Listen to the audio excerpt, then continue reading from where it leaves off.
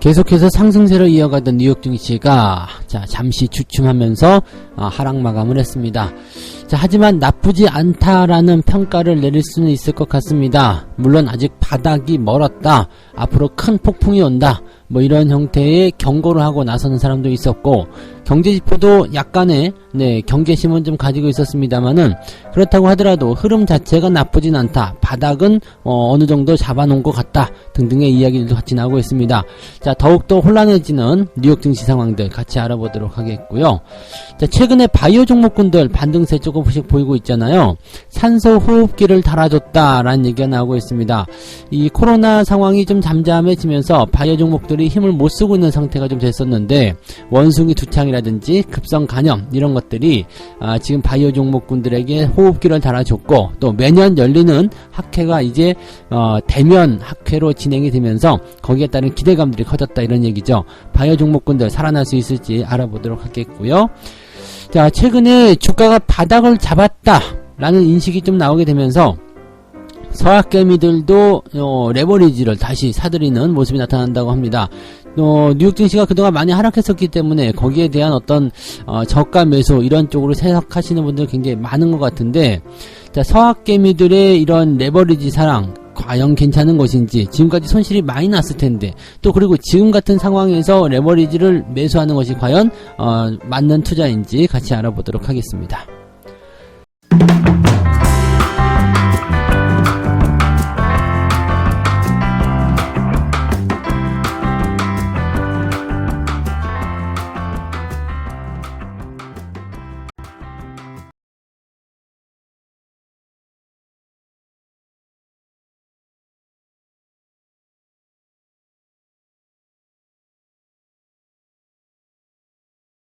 네, 반갑습니다. 오늘은 6월 2일 목요일입니다. 6월의 첫 거래일이죠. 어제 치열했던 그런 투표 현황을 일단 잠시 뒤로 밀어놓고, 이제 우리는 우리의 본업, 우리의 그 생업으로 돌아와야 되겠죠. 일단 주식시장 자체는 뭐 그렇게까지 나쁘진 않았다라는 판단을 좀 내릴 수 있겠습니다. 생각했던 것보다 그래도 잘 버텼다라는 느낌을 좀 가질 수 있을 것 같고요. 제가 약간 걱정했었던 것은, 우리가 이제 화요일까지는 주가가 올려놨잖아요. 그리고 나서 이제 수요일, 목요일 이렇게 들어올 때 미국의 경제지표 발표도 있었고, 또 연준 위원들의 그런 발언, 그 다음에 미국 증시가 많이 올라섰다라는 그런 부분에 대해서 약간의 경계심 이런 것들이 좀 부담스러울 것이다 라고 얘기 좀 해드렸었잖아요. 실질적으로 이제 뉴욕 증시가 이틀 연속 좀 약세를 보이고는 있습니다만은 낙폭 자체가 크지 않아서 이 정도면 괜찮은데 라는 생각이 좀 나오고 있습니다.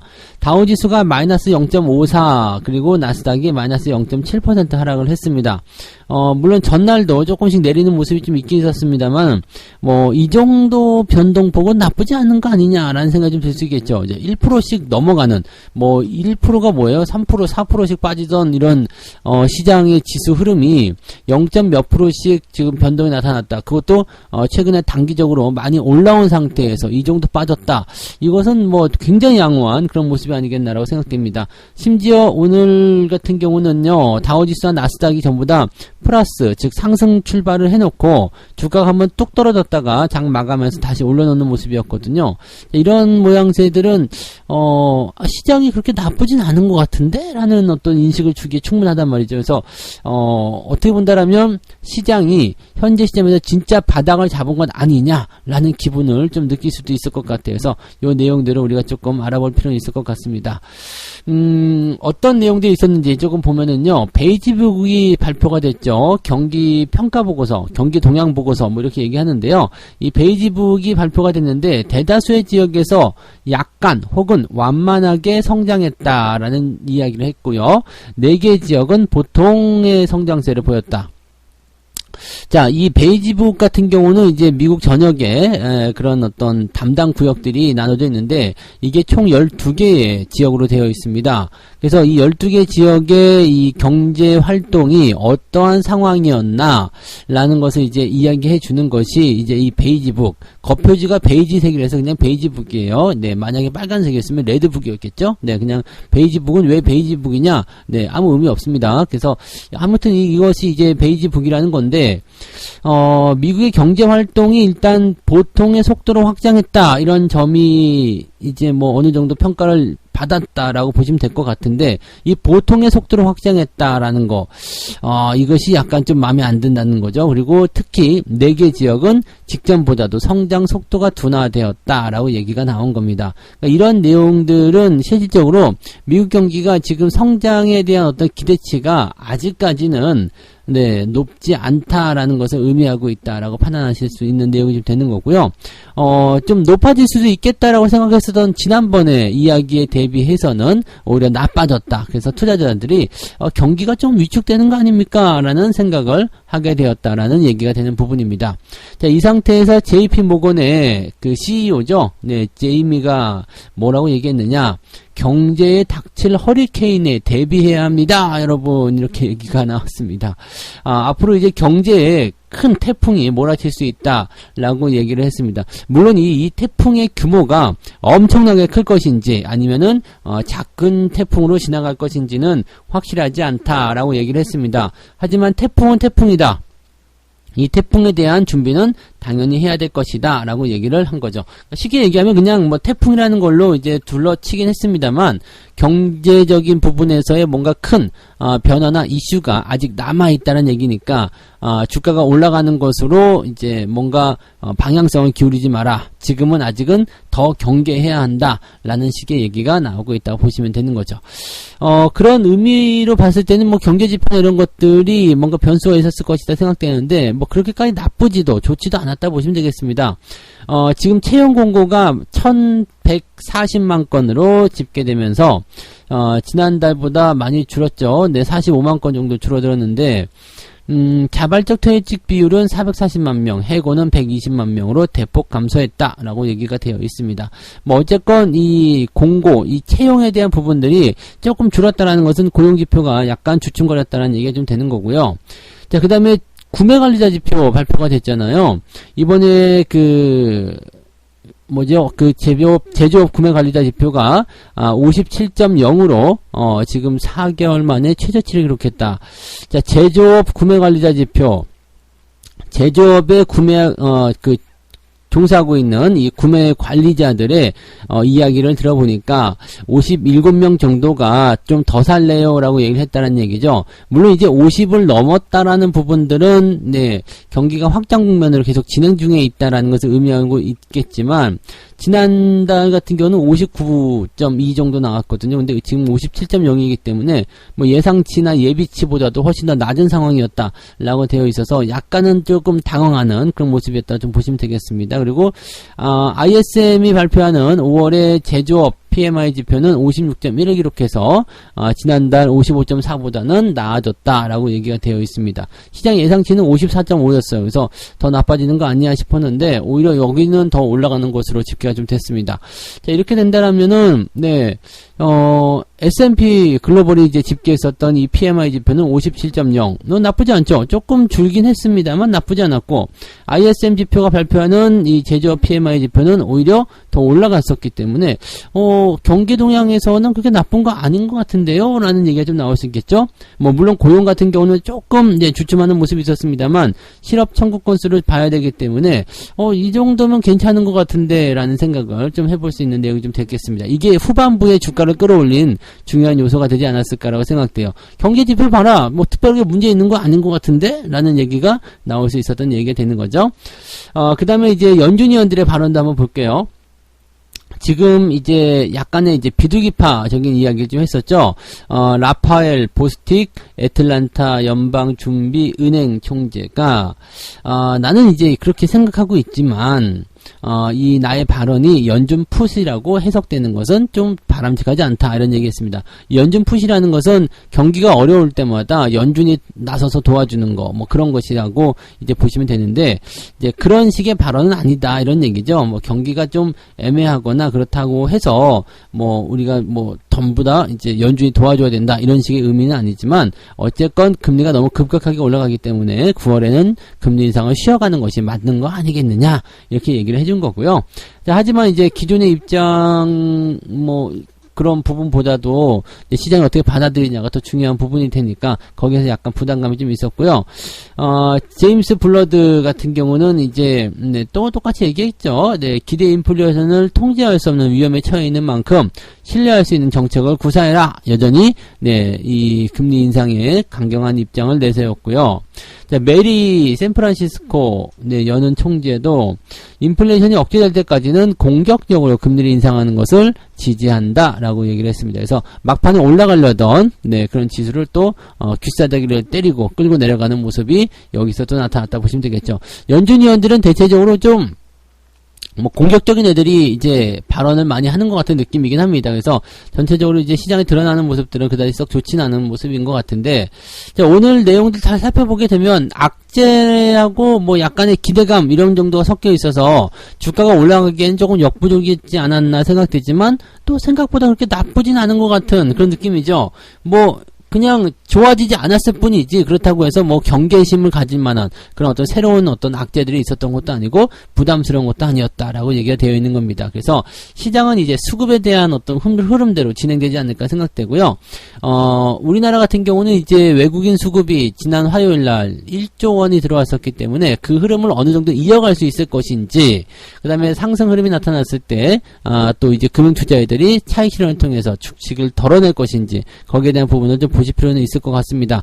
지금 상태로 봐서는 수급이 그렇게까지 크게 변할 것 같진 않은데, 아무튼 수급의 변화에 따른 국내 증시의 변화 일단 생각하셔야 될 것 같고, 약간 이제 주가가 튀어 올라간다거나 그런 형태의 느낌은 가지시기가 어렵겠죠. 그래서 지난 화요일 같은 경우는 주가가 또 올라갔다고 해서 흥분해가지고 매수한다거나 이런 것들은 좋은 전략이 아니었을 겁니다. 그래서 목요일, 금요일 살펴보시면서 천천히 대응하시는 전략이 좋은 전략이 될 것이다 라고 판단하시면 되겠죠. 서두르지 않고 느긋하게 대응하시면 되겠습니다.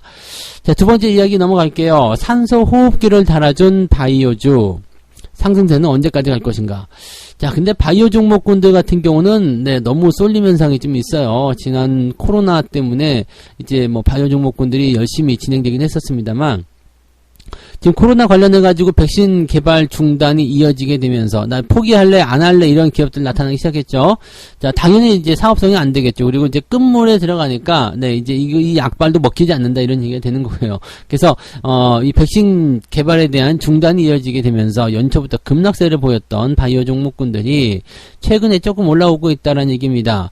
원숭이 두창 그리고 급성 간염 이런 질병들을 둘러싼 불안감이 커졌다라는 얘기인데, 글쎄요. 굳이 몰라도 되는 이야기들인 것 같은데 뉴스를 끄집어내는 이유는 바이오 종목군들이 그동안 너무 내려가서 좀 올라갈 수 있는 그런 교두보를 좀 마련해 주세요. 이런 식의 느낌이 아니었을까 생각이 듭니다. 그래서 바이오 종목군들에 물려있는 사람들이 좀 탈출할 수 있는 기회를 좀 주세요. 아니면 그런 것들을 스스로 자발적으로 만들고 있거나 그런 모습일 수도 있겠다 생각이 좀 들어요. 물론 이제 원수의 두창, 급성 간염, 당연히 경계를 해야 되는 부분이긴 하겠습니다만 그 정도까지 우려를 삼아서 이것이 다시 시장 또는 전 세계에 창궐할 만큼의 그런 내용은 아니었다라고 판단하실 수 있을 겁니다. 자, 여기다 이제 대형 학회 이런 것들도 좀 호재를 보이고 있죠.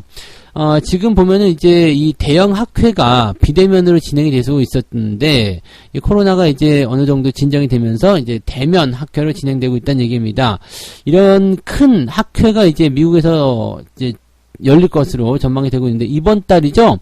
바로 이제 내일부터네요. 3일부터 7일까지 시카고에서 미국 임상종양학회가 이제 열리게 되는데, 미국의 이제 양대 암 관련 학회 이렇게 보시면 되는데, 이 큰 학회가 열리는 거죠. 이렇게 큰 학회가 열린다는 것 자체가 이제 여기에서 뭔가 이슈가 나타날 수 있거든요. 왜냐면 우리가 신약이다 아니면 방향이 이렇게 잡혔다 이런 것들을 발표가 되는 부분이라서 거기에 대한 기대감들이 좀 있는 거고, 이 학회에 가게 되면은 또 여러 가지 바이오 업체들이 또 조인이 되는 경우들이 좀 있습니다. 그래서 그런 부분들 있고요. 그래서 이 여러 학회들이 지금 준비가 되어 있는 만큼 여기에 대한 기대감들이 좀 있다라고 보시면 되는데, 뭐 이 학회들이 이제 매년 열리고는 있었습니다. 그렇지만은 네, 지금 이번 연도 학회에서 가장 주목을 하고 있는 것은 바로 대면으로 진행된다라는 거죠. 그러니까 만난 다음에 임상 결과를 발표하고 나서 그다음에 글로벌 기업들이 야, 저거 괜찮은데? 오, 코리아 기업? 자, 그럼 우리가 돈을 대줄 테니까 너희들이 기술력은 좀 대줄래?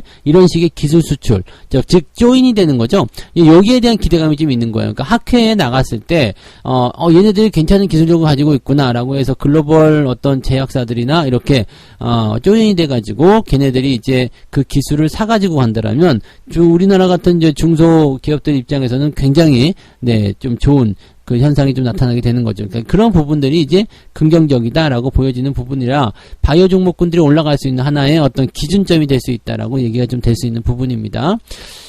그래서 뭐 이런 내용들은 일단 원숭이 두창이나 급성 간염 얘네들을 통해서 올라가는 것보다도 학회를 통해서 뭔가 주가가 반짝이고 그 다음에 바이오 종목군들의 어떤 살길이 열려지는 거, 이것이 어떻게 보면 더 긍정적일 수도 있겠다라고 보시면 되겠습니다. 그래서 거기에 대한 모멘텀 기대감이 이제 바이오 종목군들을 살려줄 것이다 이렇게 전망이 되고 있는데 아직까지는 그렇게 많은 기대하시기는 좀 그렇습니다. 네, 그래서 너무 여기다가 또 막 쏠려가지고 바이오 종목이 이제 살아날 거야. 네, 내가 밤새도록 기도했어. 뭐 이런 식의 생각들 가지시면 안 된다는 것만 기억해 주시면 되겠습니다. 자, 지금 뭐 재료에 따라서 주가가 반등하는 모습이지만 원숭이 두창이나 급성 간염 같은 경우는 일시적인 재료라고 생각하시면 될 것 같고요. 다만 이제 이 학회라는 부분들은 네, 이 기업들이라든가 또는 나아가서 이제 집단군, 즉 테마를 형성하게 될 가능성도 있기 때문에 이런 내용들은 이제 눈여겨 좀 지켜볼 필요는 있을 것 같아요. 그래서 기술력이 있다거나 또는 앞으로 이제 임상에 대해서 계속 진행하는 기업들이 다국적 기업과의 어떤 조인 이런 것들이 나올 수 있다라면 없이 좋은 상황이 좀 될 수도 있겠습니다. 그래서 그런 기대감이 있는 그런 기업들, 만약에 학회에 나가는 바이오 종목이다 또는 얘네가 최근에 임상에 대한 어떤 결과를 긍정적으로 발표했다, 이런 기업들을 혹시라도 보유하고 계신다라면 이제 거기에 대한 기대감은 좀 가져볼 필요가 있겠다 보시면 되겠죠. 네. 자, 세 번째 이야기 넘어갑니다. 식지 않는 기술주 사랑, 서학개미 5월도 레버리지를 줍줍했다. 이거 미국 이야기예요. 미국 투자, 해외 투자하시는 분들이 지금 5월에도 레버리지를 막 사들였다라는 얘기가 되는데, 어쩌려고 그런지 정말 걱정됩니다. 네. 국내 투자자들은 해외 증시에서 테슬라를 10억 3천만 달러를 순매수했고요. 그 다음에 울트라 프로 QQQ ETF를 4억 2,800만 달러를 매수했다. 그래요. 지금 이 울트라 프로 QQQ ETF는 나스닥 100 지수의 수익률을 3배로 추정하는 성장지수 펀드다. 지금 이게 제일 문제예요. 왜냐면 물론 이제 애플이든 이건 기술주 사는 거야. 그렇다 쳐요. 왜냐면은 앞으로 계속 올라갈 거야, 나는 장기 투자할 거야 라고 생각하신다면 말리지 않겠습니다. 근데 이 QQQ라는 레버리지는요, 이 레버리지는 원래 단타용이 아니에요. 그리고 시장이 상승할 때 투자하는 건데 이게 지금 단타로 치고 있는 것 같아요. 3배의 수익률이니까 나스닥 지금 많이 빠졌지? 라고 하면서 덥석 사들이는 거란 말이죠. 많이 빠졌으니까 사야지. 왜? 주가가 올라갈 때 수익이 나는데 곱하기 3배 라고 얘기하는 거죠. 나스닥이 만약에 3% 올라갔어. 그러면 3배, ETF는 10% 올라간다는 얘기지. 그러니까 이런 식으로 지금 접근하는 것이기 때문에 이 3배 레버리지에 접근한다는 거. 이거는 네. 좀 그렇습니다. 그래서 이 부분은 여러분들이 조금 주의하셔야 되는 거고요. 레버리지가 많이 양보해서 2배 정도까지는 그래도 레버리지니까 한번 해볼만 하다라고 생각할 수 있겠지만 3배는 리스크가 너무 크잖아요. 그죠? 변동성이 계속 커질 수밖에 없는 거죠. 특히나 이제 기술 성장주들 지금 금리 인상이 취약해서 상대적으로 변동성이 더 크게 나타나고 있다라고 되어 있는 거고, 이 내용들을 지금 미국 증시가 완벽하게 다 받아들였다거나 아니면 저점을 잡아낸 상태가 아니란 말이죠. 그러니까 지금 같은 상태에서 레버리지를 매수하는 것은 그다지 좋은 투자는 아니라는 이야기입니다. 투자자들이 낮아진 가격과 중장기 성장에 주목하고 있다는 해석으로 풀이해 볼 수는 있다. 일단은 지금 주가가 바닥권에 진입하니까 오히려 매수하거나 베팅하는 투자자가 늘어나고 있다. 그렇지만 지금 이런 부분들도 역시 마찬가지죠. 저점에서 변동성이 일어나게 됐을 경우에 레버리지는 좋지 않다는 얘기죠. 즉 지금 시장에 나타난 변화를 지금 바닥이다 아니다라고 확신할 수 있는 그런 정도의 내용은 좀 어렵다는 얘기입니다. 그러니까 앞으로 이제 장기적으로 만약에 악재가 진행돼 버리게 된다면 이렇게 단기적 상황으로 접근하면서 수익을 노리고 들어오는 것 또는 이제 위쪽에서 물려있는 걸 물타기 하는 그런 형태의 모습들은 결과적으로 안 좋은 상황만 만들어질 수 있다는 얘기입니다. 레버리지는 언제 투자해야 되느냐? 주가가 앞으로 강하게 상승할 거 생각됐을 때. 자, 레버리지는 언제 투자하면 안 되느냐? 그 외의 시장이라고 보시면 됩니다. 즉 횡보장이나 하락장이나 이럴 때는 레버리지를 손대게 되면 별로 좋지 않다. 횡보장에서는 레버리지나 인버스 둘 다 좋지 않습니다. 그래서 둘 다 안 건드리는 게 좋고요. 그 다음에 이 하락장에서는 인버스가 조금 더 유리하다고 보시면 되겠죠. 그래서 레버리지 쪽 투자는요. 변동성을 크게 가져가면 더 안 되고요. 또 시장이 지금처럼 조정해서 바닥을 잡았는지 안 잡았는지 모르겠고 바닥을 잡았다 하더라도 횡보가 진행될 수 있는 상황으로 진행이 된다면 결과적으로 레버리지 투자는 좋지 않다는 얘기입니다. 물론 여러분들은 안 하고 계시리라 생각되지만 이런 레버리지 투자 특히 미국장에서의 투자 그 다음에 QQQ 이런 쪽은 조금 자제해 주실 것을 권장해 드립니다. 꼭 참고해 주시면 좋겠네요. 네. 자, 이렇게 해서 오늘 세 가지 이야기 전달을 해드렸습니다. 미국 증시가 주춤거렸지만 나쁘진 않아요. 네, 재료도 섞여 있지만 그다지 공포스럽지도 않아요. 이런 식의 느낌이라고 보시면 되고요. 자, 산소 호흡기를 달고 있는 바이오 종목군들 지금 원숭이 두창, 급성 간염 이런 얘기도 있지만 이거는 중요하지 않겠고요. 이제 미국에서 열리는 학회, 이 학회에서 뭔가 기술 수출이라는 하나의 어떤 키워드가 만들어질 수 있다면 바이오 종목군들 다시 올라설 수 있습니다. 그래서 내가 가지고 있는 바이오 종목군들이 그런 어떤 기대치를 모을 수 있는 종목이라면 계속 보유하시는 것이 유리하다. 근데 불행한 점은 우리가 그런 종목인지 아닌지를 자세히 알 수가 없다는 얘기, 그렇게 돼야 되겠죠. 네. 자, 서학개미들이 레버리지를 줍줍하고 있지만 참으로 걱정스러운 일이다라고 보시면 되겠고요. 레버리지는 횡보 또는 하락장에서는 매매를 하시면 안 되는 상품이라고 보시면 됩니다. 상승장에서만 오롯이 수익을 더 끌어올리기 위한 투자를 하실 수 있기 때문에 자, 레버리지를 줍줍하는 거 일단은 조금 멈춰 했으면 좋겠습니다. 네, 시장이 바닥인지 아닌지 잘 모를 때는요. 이렇게 도박식으로 이제 모험식으로 걸어가시는 것은 좋지 않다라고 보셔야 되는 거죠. 네. 자, 책 한 곡째 읽고 마무리하도록 하겠습니다.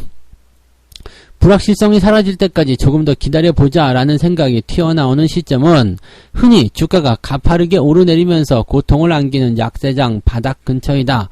이 무렵 주가는 거칠게 흔들리면서 하루에도 4, 5, 6% 또는 그 이상으로도 움직인다.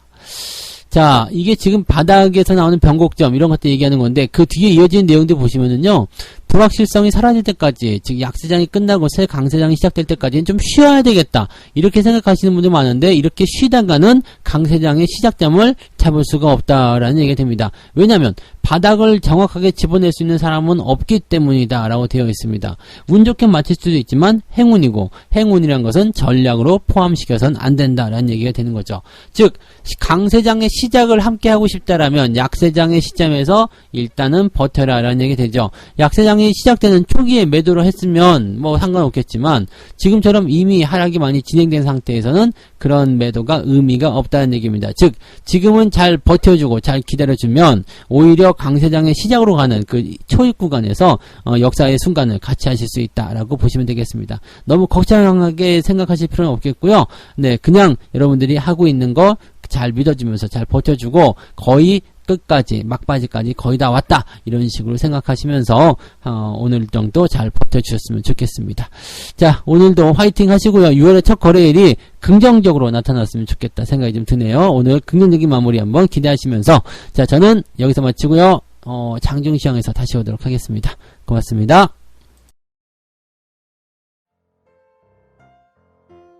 본 방송에서 제공되는 모든 정보는 투자 판단의 참고 자료이며 투자의 최종 책임은 본 방송을 이용하는 본인에게 있습니다.